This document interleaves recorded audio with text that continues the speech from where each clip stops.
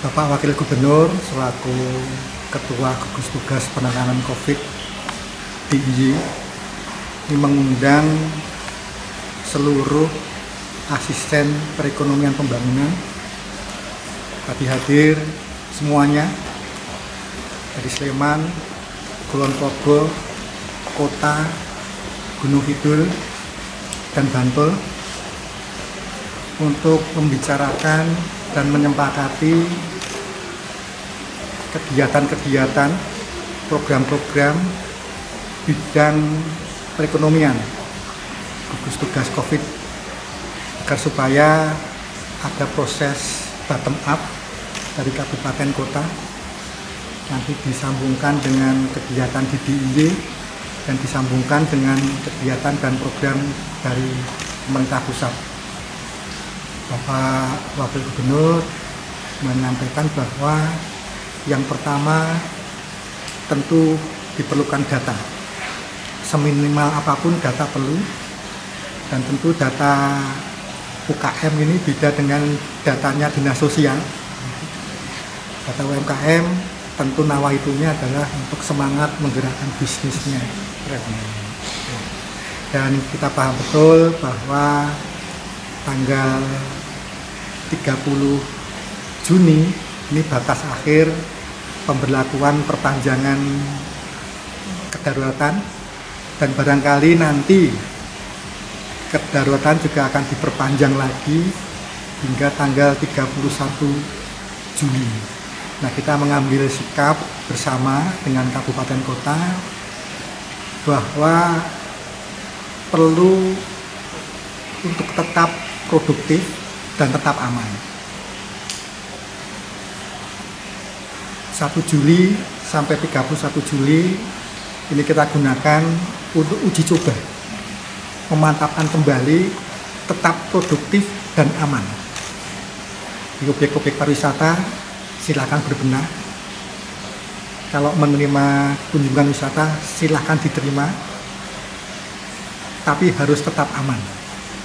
Kita jaga betul, jangan sampai kepercayaan wisatawan itu turun drastis kalau tanpa menerapkan protokol kesehatan dan tiba-tiba di objek wisata tertentu muncul reaktif, apalagi positif. Nah, ini nanti akan meruntuhkan citra pariwisata DIY dan akhirnya juga perekonomian DIY.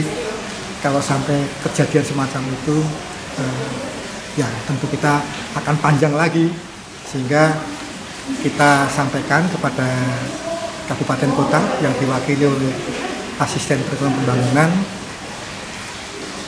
1 Juli hingga 31 Juli ini memantapkan uji coba tempat-tempat pariwisata, dan kalau tempat wisata bergerak, ekonomi DIY juga pasti bergerak. Kita sampaikan bahwa multiplier efek pariwisata itu lebih dari 104 kali. Jadi setiap penambahan 1 miliar pariwisata, output total ekonomi DIY tambah 104 miliar. Kalau ada penurunan 1 miliar di sektor pariwisata, output total ekonomi DIY turun 104 miliar. Itu dari sisi rupiahnya. Kalau dari sisi ketenagakerjaan, hasil kajian dari BI, kalau pariwisata turun 1 miliar, ada 0,6 penganggur baru. Kalau pariwisata naik 1 miliar, akan ada tambahan tenaga kerja baru 0,6 tenaga kerja. Silakan itu sendiri turunnya berapa, naiknya berapa, seperti itu. Jadi kuncinya memang di sektor pariwisata sebagai penggila roda perekonomian. Kami telah melakukan pendataan, jadi 54% pelaku usaha di DIY itu mengharapkan ada pasar, bantuan pemasaran. Dengan bantuan modal itu hanya yang mengharapkan hanya 6% pelaku usaha DIY. Jadi yang paling besar itu memang pasarnya dulu tumbuh, bukan bantu dana, bukan nalangi dana, karena yang memerlukan itu hanya sekitar 6%. kecil sekali dibanding 54% yang memungkinkan pemerintah itu membantu dari sisi pemasarannya. Itu berarti nanti sudah. Nah, kita berharap pariwisata di era new normal ini tentu berbeda dengan pariwisata di era normal.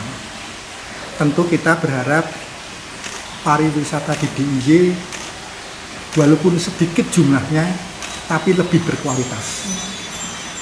Jadi ibaratnya kalau kuliner melayani 20 orang dengan melayani 30 orang, lebih baik melayani 20 orang tapi untungnya sama dengan melayani 30 orang. Kami berharap juga jangan terjadi perang harga di hotel. Jangan sampai untuk menarik konsumen itu menurunkan harga dengan menurunkan kualitas, apalagi menurunkan standar pelayanan minimal untuk protokol kesehatan. Saya ingin wisata DIY ini lebih meningkat kualitasnya.